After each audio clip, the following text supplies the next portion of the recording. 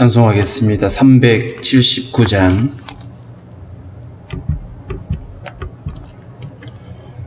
(379장입니다)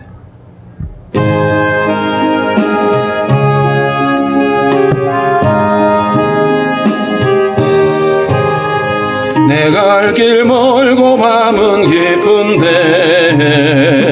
빛 대신 주 저 본향 집을 향해 가는 길 비추소서. 내가 가는 길 다 알지 못하나 한 걸음씩 늘 인도하소서. 이전에 방탕하게 지낼 때에 교만하여 맘대로 고집하던 이 죄인 사소서. 내 지은 죄 다 기억 마시고 주 뜻대로 늘 주장하소서. 이전에 나를 인도하신 주 장래에도 내 앞에 험산 줄령 만날 때에 도우소서. 밤 지나고 저 밝은 아침에 기쁨으로 내 주를 만나리.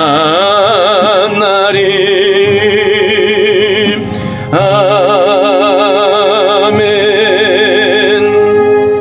기도하겠습니다. 살아계신 하나님 아버지, 오늘도 우리에게 새날을 허락해 주시고 하나님 앞에 나와서 머리 숙여 기도할 수 있도록 은혜 주신 아버지 감사합니다. 특별히 또 오늘 이렇게 복된 주일을 주님 허락하여 주셨는데 이 하나를 온전히 주님을 기뻐하며 예배할 수 있도록 좀 우리에게 믿음을 허락해 주시기를 원하고 기도합니다. 하나님 아버지, 코로나가 창궐하여서 성도들이 마음껏 모여서 예배하지 못하고 교제하지 못하는 가운데 있습니다. 주님, 우리를 불쌍히 여겨주시고 우리 안에 다시 한번 아버지 믿음을 허락해 주셔서 환난의 때에 더욱더 주님을 의지하고 주의 이름을 부를 수 있는 저희들이 되게 하여 주옵소서. 그리하여서 하나님 아버지, 우리가 어떤 형편으로 예배를 하든지 우리가 전심으로 주님을 바라보며 예배할 수 있도록 도와주시기를 원합니다. 성도들의 마음을 주관하여 주시고 연약함들을 치유하여 주시고 상한 마음들 위로하여 주시기를 원합니다. 연약한 육체들을 또한 강건케 하시며 하나님 은혜 가운데 붙드심이 함께하여 주옵소서. 아버지의 원하고 기도하옵는 것은 하나님 열방에서 많은 아버지 재앙과 고통의 소식들이 있습니다. 주님의 긍휼하심으로 함께하여 주시고 특별히 아프가니스탄에서 일어나고 있는 많은 상황들을 주님이 아시오니 긍휼을 베풀어 주셔서 그곳에 있는 주의 백성들을 지켜주시고 하나님 아버지, 저들이 더욱더 끝까지 믿음으로 주님을 바라볼 수 있도록 주의 은혜를 허락해 주시기를 원하고 기도합니다. 하나님 아버지, 아프가니스탄에 참으로 하나님께서 간섭하셔서 하나님 아버지 정상적인 정부가 들어설 수 있도록 주님 도와주시고 어려움의 가운데 있는 많은 사람들에게 하나님의 위로가 임할 수 있도록 인도하여 주옵소서. 오늘도 우리의 모든 간구와 기도를 하시는 하나님, 주의 선하심으로 응답하여 주시고 오늘도 우리에게 주신 말씀 우리가 잘 이해할 수 있도록 깨닫는 마음들을 허락하여 주옵소서. 감사하고 예수님의 이름으로 기도하옵나이다. 아멘. 347장 찬양하겠습니다. 347장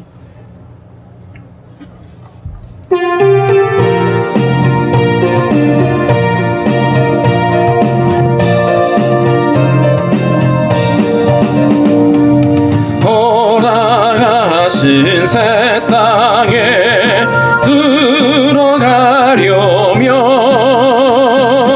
맘에 준비하여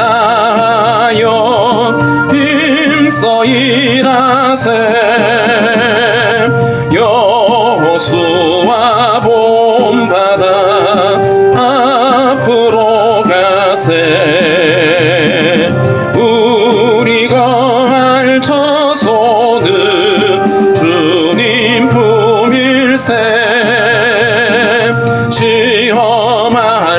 고난 당해도 낙심 말고서 맘의 걱정 버리고 힘써 일하세. 여호수아 본받아 앞으로 가세. 우리가 할 처소는 주님 품일세. 앞서 가신 예수님 바라보면서 모두 마음을 합하여 힘써 일하세. 여호수아 본받아 앞으로 가세. 우리가 할 처소는 주님 품일세. 일할 곳이 아직도 많이 있으니 담대하게 나가서 힘써 일하세. 여호수아 본받아 앞으로 가세. 우리가 할 처소는 주님 품일세.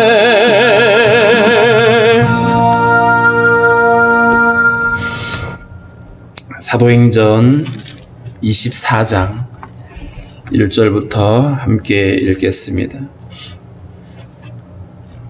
사도행전 24장 1절부터 함께 읽겠습니다. 닷새 후에 대제사장 아나니아가 어떤 장로들과 한 변호사 더둘로와 함께 내려와서 총독 앞에서 바울을 고발하니라. 바울을 부르매 더둘로가 고발하여 이르되 벨릭스 각하여 우리가 당신을 힘입어 태평을 누리고 또 이 민족이 당신의 선견으로 말미암아 여러 가지로 개선된 것을 우리가 어느 모양으로나 어느 곳에서나 크게 감사하나이다. 당신을 더 괴롭게 아니하려 하여 우리가 대강 엽자옵나니 간용하여 들으시기를 원하나이다. 우리가 보니 이 사람은 전염병 같은 자라 천하에 흩어진 유대인들을 다 소유하게 하는 자요 나사렛 이단의 우두머리라. 그가 또 성전을 더럽게 하려 함으로 우리가 잡아싸우니 당신이 친히 그를 신문하시면 우리가 고발하는 이 모든 일을 아실 수 있나이다 하니 유대인들도 이에 참가하여 이 말이 옳다 주장하니라. 총독이 바울에게 머리로 표시하여 말하라 하니 그가 대답하되 당신이 여러 해 전부터 이 민족의 재판장 된 것을 내가 알고 내 사건에 대하여 기꺼이 변명하나이다. 당신이 아실 수 있는 바와 같이 내가 예루살렘에 예배하러 올라간 지 열이틀밖에 안 되었고 그들은 내가 성전에서 누구와 변론하는 것이나 해당 또는 시중에서 무리를 소동하게 하는 것을 보지 못하였으니 이제 나를 고발하는 모든 일에 대하여 그들이 능히 당신 앞에 내세울 것이 없나이다. 그러나 이것을 당신께 고백하리이다. 나는 그들이 이단이라 하는 도를 따라 조상의 하나님을 섬기고 율법과 선지자들의 글에 기록된 것을 다 믿으며 그들이 기다리는 바 하나님께 향한 소망을 나도 가졌으니 곧 의인과 악인의 부활이 있으리라 함이니이다. 이것으로 말미암아 나도 하나님과 사람에 대하여 항상 양심에 꺼리낌이 없기를 힘쓰나이다. 여러 해 만에 내가 내 민족을 구제할 것과 재물을 가지고 와서 드리는 중에 내가 결례를 행하였고 모임도 없고 소동도 없이 성전에 있는 것을 그들이 보았나이다. 그러나 아시아로부터 온 어떤 유대인들이 있었으니 그들이 만일 나를 반대할 사건이 있으면 마땅히 당신 앞에 와서 고발하였을 것이요 그렇지 않으면 이 사람들이 내가 공회 앞에 섰을 때에 무슨 옳지 않은 것을 보았는가 말하라 하소서. 오직 내가 그들 가운데 서서 외치기를 내가 죽은 자의 부활에 대하여 오늘 너희 앞에 신문을 받는다고 한 소리만 있을 따름이니이다 하니 벨릭스가 이 도에 관하여 것을 더 자세히 아는 고로 연기하여 이르되 천부장 루시아가 내려오거든 너희 일을 처결하리라 하고 백부장에게 명하여 바울을 지키되 자유를 주고 그의 친구들이 그를 돌보아 주는 것을 금하지 말라 하니라. 수일 후에 벨릭스가 그 안에 유대 여자 두루실라와 함께 와서 바울을 불러 그리스도 예수 믿는 도를 듣거늘 바울이 의와 절제와 장차 오는 심판을 강론하니 벨릭스가 두려워하여 대답하되 지금은 가라 내가 틈이 있으면 너를 부르리라 하고 동시에 또 바울에게서 돈을 받을까 바라는 고로 더 자주 불러 같이 이야기하더라. 이태가 지난 후에 보르기오 베스도가 벨릭스의 소임을 이어받으니 벨릭스가 유대인의 마음을 얻고자 하여 바울을 구류하여 두니라. 아멘. 사도 바울이 가이사라에 있는 총독에게 가서 거기에 있는 감옥이죠. 거기에 있는데 대제사장 아나니아가 바울을 죽이려고 했던 그들의 공모에 가담을 했다가 천부장이 바울을 이쪽으로 빼돌린 것을 알고 정식으로 이들을 또 다시 찾아오죠. 아나니아가 또 어떤 장로들과 또 한 변호사 더둘로와 함께 내려왔다 그랬는데 이 변호사는 로마 법에 대해서 잘 아는 사람일 겁니다. 그래서 이 사람이 결국 이 바울을 고발해서 총독에게 벌을 주도록 하기 위해서 그들이 또 집요하게 내려와서 바울을 고발하게 되는데 총독이 공식적으로 이제 이들이 고발을 하니까 바울을 불러서 이제 재판을 하게 됩니다. 3절에 보면 이 변호사 더둘로가 바울을 고발하는데 이렇게 말하죠. 먼저 우리가 당신을 힘입어 태평을 누리고 또 민족이 당신의 선견으로 말미암아 여러 가지로 개선된 것을 우리가 어느 모양으로나 어느 곳에서나 크게 감사합니다. 그러니까 재판을 하기 전에 재판장인 이 벨릭스 총독에게 굉장히 아부하는 말을 하고 아첨하는 말을 합니다. 민족의 자존심을 내려놓고 말하고 있죠. 당신의 덕 때문에 우리가 태평성대를 누리고 우리가 편안하게 우리의 삶이 많이 좋아졌다 이렇게 말하고 있는 것이죠. 자, 그러면서 하는 말이 당신을 더 괴롭게 아니하려 하여 우리가 대강 여짜옵나니 간용하여 들으시길 원합니다. 당신을 귀찮게 하지 않고 우리가 간단하게 말하겠습니다 라고 하는 얘기인데 이 더둘로가 바울을 고발하는 내용을 보면 이런 것입니다. 우리가 보니 이 사람은 전염병 같은 자다. 전염병 같은 자다. 다시 말하면 복음을 전하는 예수 그리스도의 십자가의 복음을 전하는 바울에게 마치 전염병 같은 자다. 왜냐하면 복음이 확산되고 있으니까 이렇게 퍼져서는 안 되는 전염병과 같은 것이라고 이렇게 결론을 내려놨고요. 그 다음에 천하에 흩어진 유대인을 다 소유하게 하는 자다. 바울이 여러 지역을 다니면서 복음을 전했는데 유대인들을 소유하게 했다. 사실은 유대인들이 소동을 벌인 것은 바울이 그런 것이 아니라 유대인들이 그런 것이죠. 그러면서 그 책임을 바울에게 떠넘기고 있는 걸 알 수 있죠.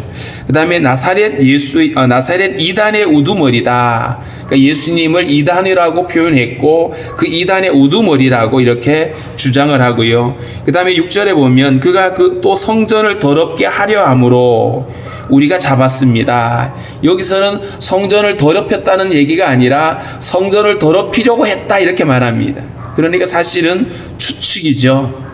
더럽게 하려고 했다라고 이러면서 바울을 고발을 하는데 당신이 친히 그를 신문하면 우리가 고발하는 이 모든 그 일을 아실 수 있습니다라고 이야기를 하고 함께 거기 내려왔던 유대인들 대제사장 아나니아가 동원했던 사람들이겠죠.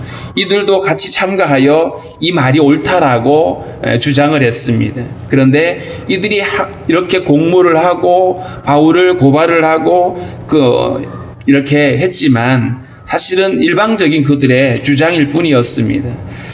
이 말을 듣고 나서 총독이 바울에게 10절에 보면 머리로 표시하여 말하라 하니 이 말은 총독이 얼마나 건방지고 교만한지 알 수 있죠.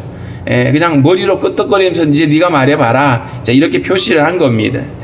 자, 그랬더니 바울이 이렇게 말하죠. 당신이 여러 해 전부터 이 민족의 재판장 된 것을 내가 알고 내 사건에 대하여 기꺼이 변명합니다.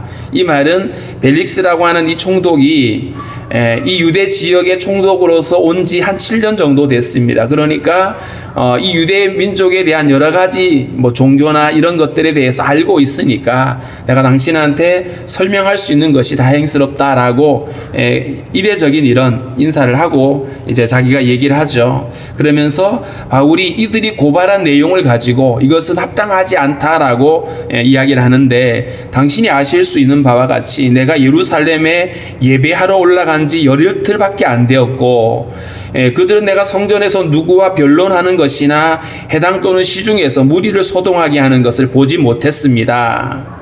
내가 예루살렘에 돌아온 지 열이틀밖에 안 됐다. 거기서 결례를 행하고 이러기 때문에 무리를 소동시키고 그럴 시간적인 여유가 없었다라고 말하죠. 그러면서 하는 말이, 이제 나를 고발하는 모든 일에 대하여 그들이 능히 당신 앞에 내세울 것이 없습니다. 나를 여러 가지로 고발을 했지만 그들이 정작 내가 그런 죄를 지었다라고 내어놓을 만한 물증이 없다라는 거예요. 말은 그렇게 하지만 사실이 아니라는 것이죠. 자, 그리고 나서 14절에 보면, 그러나 이것을 내가 당신께 고백하겠습니다. 나는 그들이 이단이라고 말하는 이 도를 따라서 조상의 하나님을 섬기고 율법과 선지자의 글에 기록된 것을 내가 다 믿었습니다.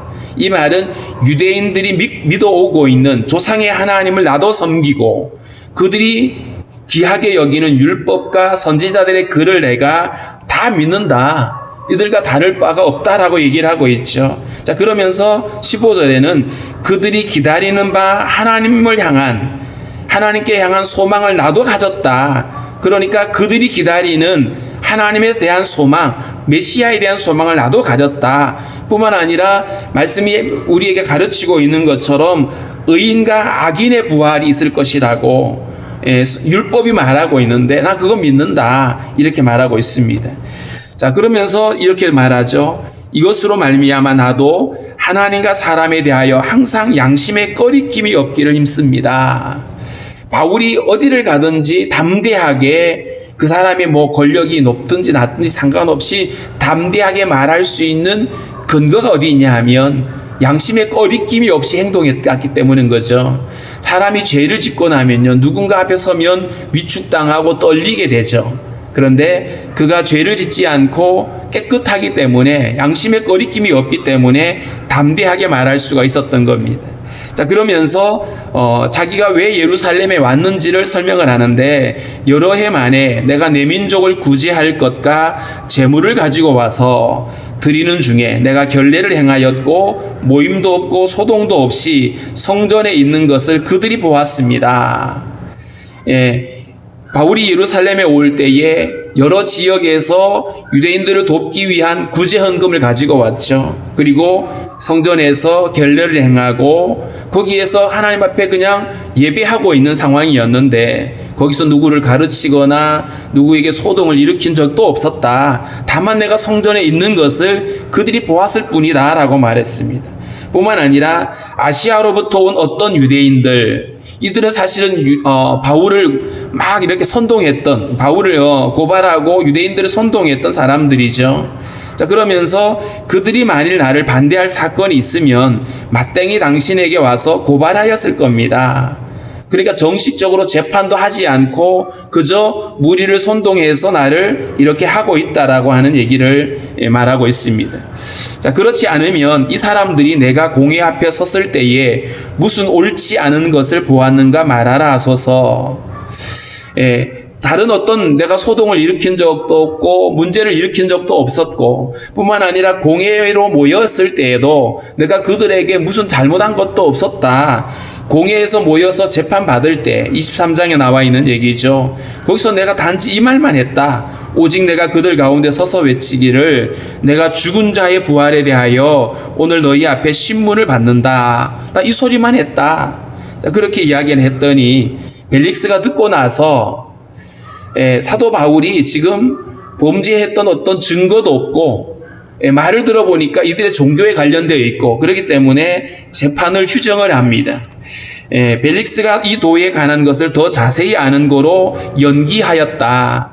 이 도를 어떻게 더 자세히 알았는지는 알 수 없지만 벨릭스도 이 예수 그리스도에 관련되어 있는 이 복음을, 이 도를 알고 있었던 것이죠. 그래서 재판을 연기시켜 놓고 하는 말이 천부장 루시아가 내려오면 너희 일을 처결하겠다. 일단은 휴정을 시켜놨고요. 백부장에게 명령하여서 바울을 지키되 자유를 주고 그의 친구들이 그를 돌보아 주는 것을 금하지 말라. 바울이 감옥에 갇혀 있었지만 좀 자유롭게 구금 상태라고 하죠. 그래서 어디 마음대로 나갈 수는 없지만 몸은 자유롭고 또 언제든지 그 동료들이 와서 그와 함께 교제할 수 있도록 허락을 했습니다.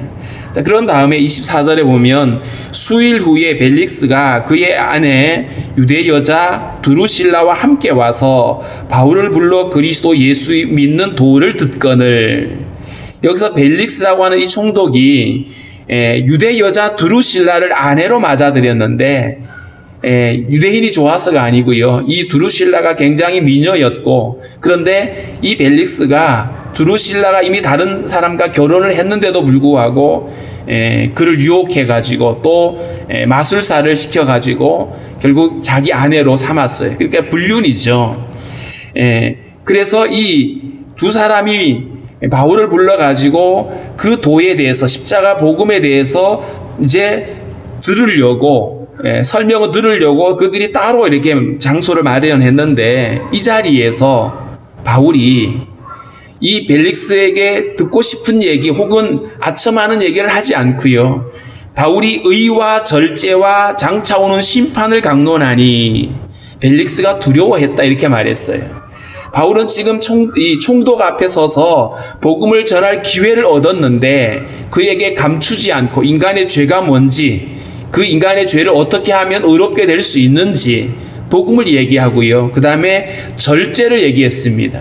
이 벨릭스라고 하는 사람이 굉장히 탐욕스럽고 여잔을 밝히고 하는 이런 여러 가지 부패한 관료였는데 그에게 절제를 이야기하고 있습니다. 이 말은 앞에 앉혀놓고 그의 죄를 지적하고 있는 것이죠. 그리고 장차 오는 심판을 강론했다. 복음을 이야기하고 죄를 얘기하고 사람이 어떻게 거기서 벗어날 수 있는지, 어떻게 의롭게 될 수 있는지, 그리고 어떻게 거룩한 삶을 살아야 되는지를 그에게 설명하면서 지금 그에게 심판에 대한 얘기를 했더니 벨릭스가 듣고 나서 두려워했어요. 이제 문제는 두려워하고 나서 그럼 내가 어떻게 하면 될까 하고 복음을 받아들여야 되는데 거기서 멈춰버리죠. 지금은 가라. 내가 틈이 있으면 다시 너를 부르겠다. 그러면서 거기서 말을 그쳐버렸어요. 뿐만 아니라 26절에 보면 동시에 또 바울에게서 돈을 받을까 바라는 고로 더 자주 불러 같이 이야기하더라. 복음을 듣고 싶어서 바울을 부른 것이 아니라 돈을 받고 싶은 거예요. 그래서 나한테 돈을 주고 자기가 석방하기를 원하진 않을까. 지금 굉장히 부패한 관료를 우리가 볼 수 있죠. 바울이 죄가 없음을 알고 있으면서도 그는 그를 계속 억류시켜 놓고 이야기를 듣고 그에게 돈을 기대하고 있는. 자, 그런데 이렇게 한 시간이 2년이 됐습니다. 이태가 지났다고 했죠. 2년 동안이나 바울을 그렇게 묶어놨어요. 그리고 나서 총독이 바뀌게 됩니다. 보르기오 베스도가 벨릭스의 소임을 이어받으니 왜 벨릭스가 이 총독의 자리에서 쫓겨났는지 전해 오는 그 역사서를 보면 이 사람이 굉장히 잔인하고 탐욕스러워서 유대인들의 원성을 사고 결국 로마에서 그를 소환해 가지고 다른 총독을 보냈다라고 이렇게 말합니다. 그런데 이 벨릭스가 유대인의 마음을 얻고자 하여 바울을 구류했다. 바울이 죄가 있어서가 아니라 유대인들의 마음을 얻기 위해서, 바울을 풀어주면 유대인들이 자기를 싫어할까봐, 그래서 그 유대인들의 마음을 얻기 위해서 그를 억류시켜 놨다라고 이야기를 하고 있습니다. 부패한 관료들이 하는 일이 이런 거죠. 진리를 따라서 공평하게 무엇을 판결하는 것이 아니라 어떤 사람들의 여론을 이끌고 그 여론을 등에 업고 자기 어떤 것을 유익하게 끌고 가려고 하는 이런 부당한 일들을 하고 있는 것입니다. 무엇보다도 오늘 말씀을 통해서 우리가 주목해 봐야 될 것은 바울이 어디를 가든지 어느 누구 앞에 있든지 담대하게 복음을 전하고 있다라고 하는 사실이고요. 기회가 있으면 주저하지 않고 무엇이든지 정확하게 그에게 복음을 말하고 있다라고 하는 이 사실을 우리가 주목하면서 특별히 이 시대의 우리 그리스도인들이, 특별히 우리 사역자들이 사람의 눈치를 보지 않고 어느 상황에서든지 정직하게 복음을 말할 수 있는, 정확한 복음을 말할 수 있는 담대함을 달라라고 기도했으면 좋겠고요. 주님도 그렇게 말씀하셨습니다. 누구에게 붙잡혀 가든지 누구 앞에 서게 되든지 말을 따로 무슨 말을 할까? 어떻게 하면 빠져나갈까? 고민하지 말아라. 성령이 그때 주시는 말씀을 하라고 말씀하셨거든요. 그래서 우리 언제나 성령에 붙들린 바 되어져서 담대하게 복음을 전할 수 있는 그런 우리들, 그런 사역자들, 그런 선교사들이 될 수 있게 달라라고 우리 그렇게 함께 기도하겠습니다.